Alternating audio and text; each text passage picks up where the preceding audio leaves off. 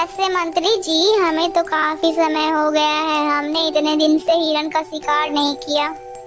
अरे महाराज, तो इसमें देरी किस बात की है, चलिए हम लोग आज ही शिकार के लिए चलते हैं। हाँ हाँ मंत्री जी, आप एकदम सही कहते हैं, चलिए हम लोग आज ही शिकार पर चलते हैं। इतना सोचकर दोनों मंत्री और राजा अपने अपने घोड़ों पर सवार होते हैं और जंगल की ओर निकल पड़ते हैं।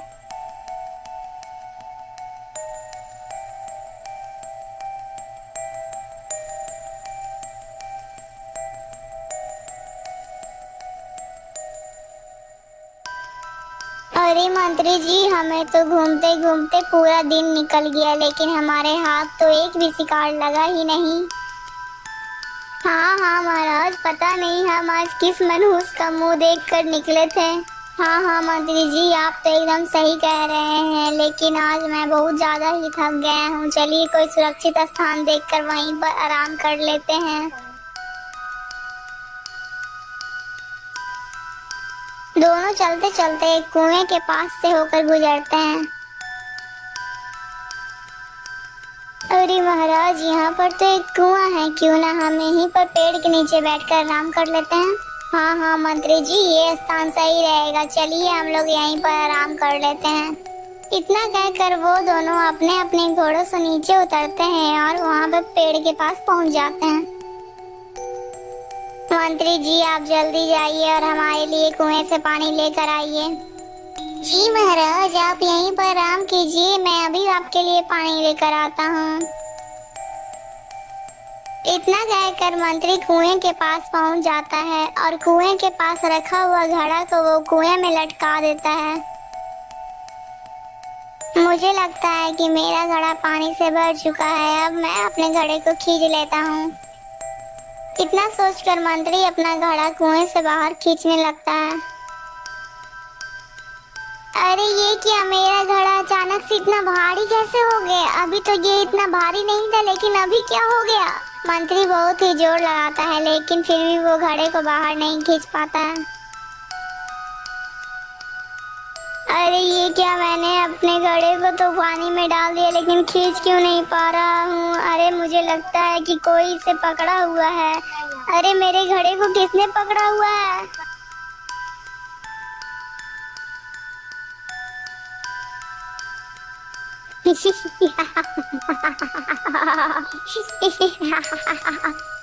तुम मेरे कुएं से पानी नहीं ले जा सकते। लेकिन तुम हो कौन? मैं कंकड़ासुर हूँ, इस कुएं का मालिक। अरे कंकड़ासुर जी, हमें बहुत जोर की प्यास लगी है, कृपया कर हमें थोड़ा सा पानी दे दीजिए।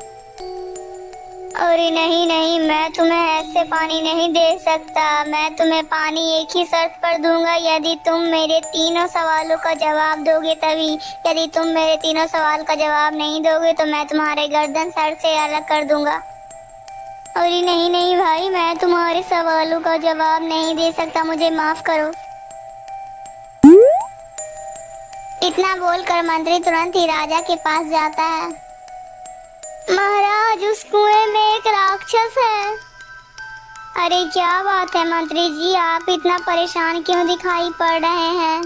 महाराज, उस कुएं में एक राक्षस है। फिर मंत्री राजा को अपनी सारी कहानियां सुनाता है। 3 सवाल? लेकिन वो क्या सवाल पूछना चाहता है? वो सब मुझे नहीं पता महाराज, बस मुझे बचा लीजिए महाराज। मंत्री जी, आप घबराइए मत, मैं जाकर पूछता हूँ उस राक्षस से आखिर वो क्या सवाल पूछना चाहता है। इतना बोलकर राजा कुएं के पास जाता है और मंत्री डर के मारे पेड़ के पास ही खड़ा रहता है। कौन हो तुम और मुझे पानी क्यों नहीं लेने दे रहे हो? तुम जानते भी हो कौन है हम?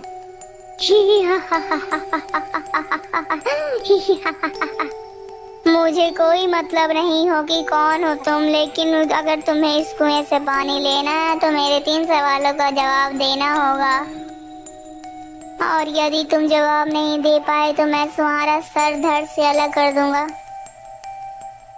ठीक है राक्षस, पूछो आखिर तुम क्या सवाल पूछना चाहते हो? ठीक है, फिर अब मेरा पहला सवाल सुनो। दोस्तों अगर आपको ये वीडियो अच्छी लगी तो प्लीज वीडियो को लाइक करके चैनल को सब्सक्राइब कर दीजिएगा दोस्तों।